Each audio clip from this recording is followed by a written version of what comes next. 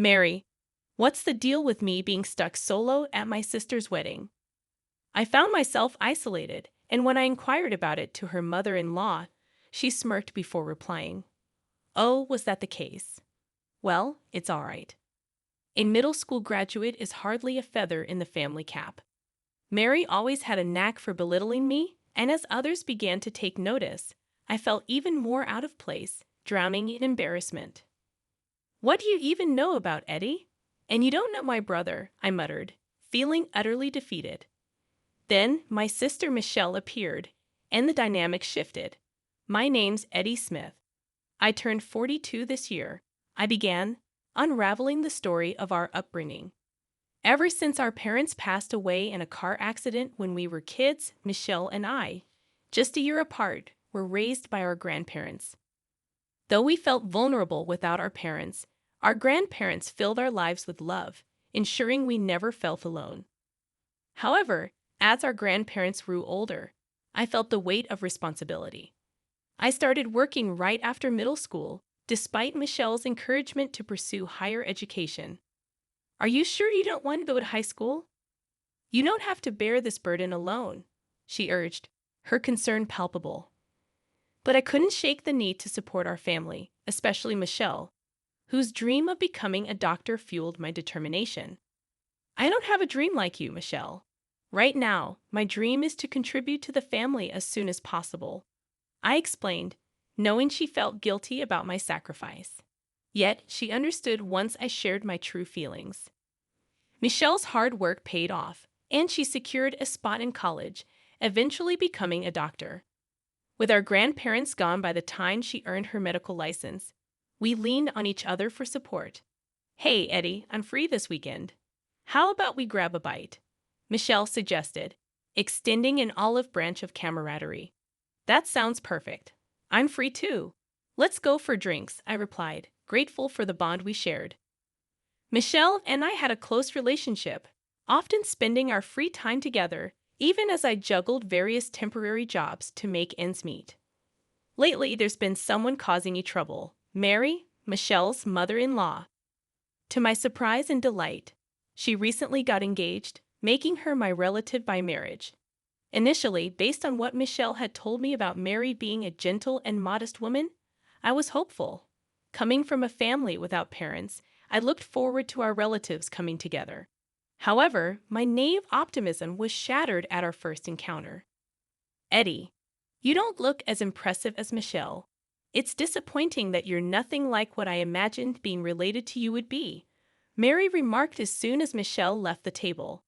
Her demeanor completely changed, and even Michelle's fiancé, Tom, remained silent as Mary continued her tirade. You know, Michelle graduated from medical school and works at the forefront as a doctor. Despite being a woman, she carries herself with such confidence. But I never heard about having such a loser brother. Mary continued, disregarding any attempt from Tom to intervene. When Mary came to announce the engagement, she was all smiles in front of Michelle. But as soon as Michelle left the room, her tone shifted, and she began berating me. I was shocked into silence by her sudden change. She looked down on me with disdain, mocking my middle school education and my job. She made it clear that having someone with my educational background as a relative was a problem for her. Despite her husband being a doctor and her working in medical administration, Mary constantly imposed unreasonable demands on me. She even went as far as suggesting that I cut ties with Michelle to avoid embarrassment for her family. I never expected to be insulted like this, especially since Michelle had expressed excitement about our meeting.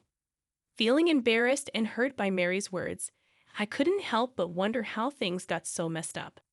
I felt trapped, knowing that Michelle and I were each other's only blood relatives and that cutting ties wasn't an option. Throughout our conversation, Mary continued to make snide remarks, leaving me feeling even more isolated and disheartened. Since we don't live together or see each other often, I've managed to endure Mary's persistent attempts to convince me to cut ties with Michelle. Maintaining a good relationship with Michelle is paramount to me, as she's the only family I have left. Ideally, I'd like to get along with Mary too, but it seems she can't accept me due to my lower level of education. Why do I have to deal with someone with such a low education like you? Mary's words continue to sting. Being judged solely on my educational background makes my blood boil. Despite this, I didn't object to Michelle and Tom's marriage. Mary's persistence in trying to separate us has only intensified since their wedding date was set. Reluctantly, I prepared for the wedding, knowing I couldn't miss such a significant family event despite my apprehensions. Upon arrival at the venue, I was shocked to find myself seated alone at the back, contrary to what Michelle had assured me. Mary's presence only added to my discomfort, her judgmental gaze making me feel even more out of place. Eddie, you're looking quite shabby today. Couldn't you even prepare proper attire for a wedding? Mary's tone was as cutting as ever as she berated me for my appearance. Asking her about my isolated seating only elicited a smirk from her, followed by her disparaging remarks about my education. The humiliation was unbearable, and I couldn't help but feel the weight of her scornful words. Despite my attempts to reason with her, Mary's insults only grew more heated, culminating in her insistence that I leave the wedding altogether. Her disdain for me was palpable, leaving me no choice but to endure her verbal onslaught in silence. Filled with the desire to escape, I made a silent vow to sever ties with Mary once and for all. However, before I could make my exit, Michelle approached me, unaware of the turmoil brewing within me. Before I could utter a word to Michelle, Mary interjected, dismissing me as a failure of a brother and suggesting that I leave. Michelle, however, defended me, citing how I had supported her journey to becoming a doctor. Despite her protests, Mary continued to belittle me, claiming that our family was now part of the upper class, unlike me. As the tension escalated, Peter, Michelle's fiancé, intervened, urging us to stop causing a scene. Mary, desperate to shift the blame onto me, attempted to convince Peter that I was at fault. But before she could succeed, Dr. Williams, the hospital director, approached me with gratitude for a past encounter. Mary couldn't contain her shock as Dr. Williams praised me and offered me a position at the hospital. Recalling how I had assisted him during a crisis on the street, Dr. Williams expressed his admiration for my proactive nature.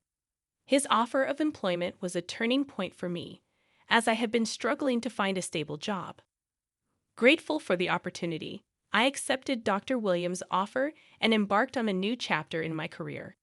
Despite facing challenges, I worked diligently and obtained certifications in medical administration and secretarial duties. Dr. Williams continued to support and guide me, ultimately changing my life for the better. He was the one who saved my life. My brother was indeed very grateful for your help. Michelle expressed her appreciation to Dr. Williams. To my surprise, Peter had met me a few times at meetings, being aware of the situation.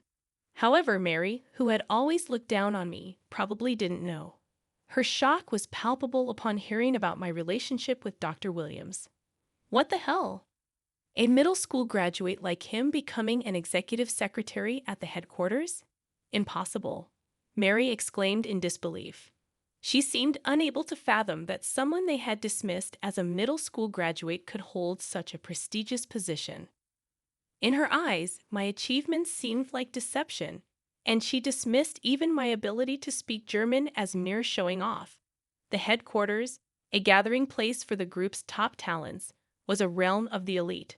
Mary struggled to comprehend how someone like me could belong there. Until now, Mary had refrained from openly speaking ill of me in front of Michelle.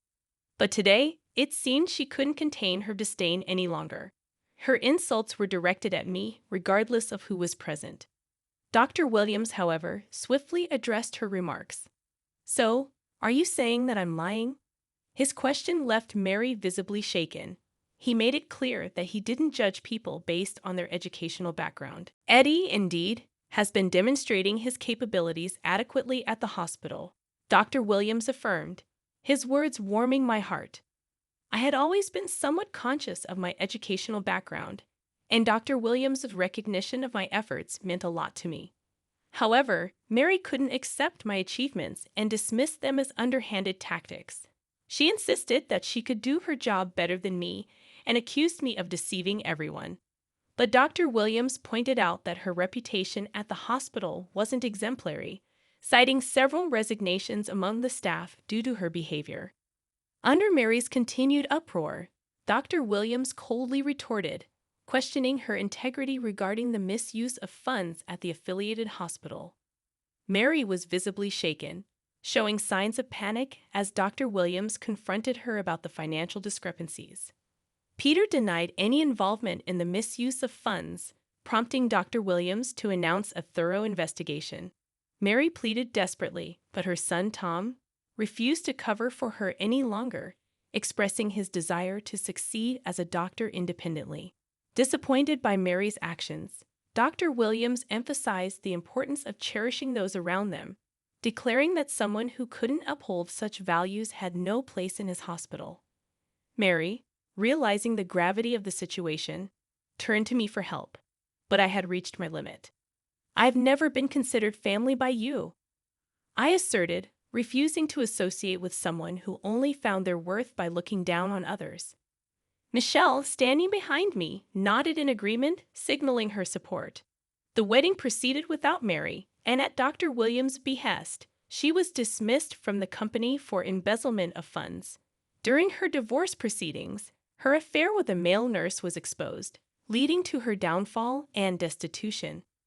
Michelle apologized to me and promised to cut ties with Mary, reaffirming our bond as family. Despite the challenges, I continue to work hard every day, valuing family and being grateful to those who support me, including Dr. Williams.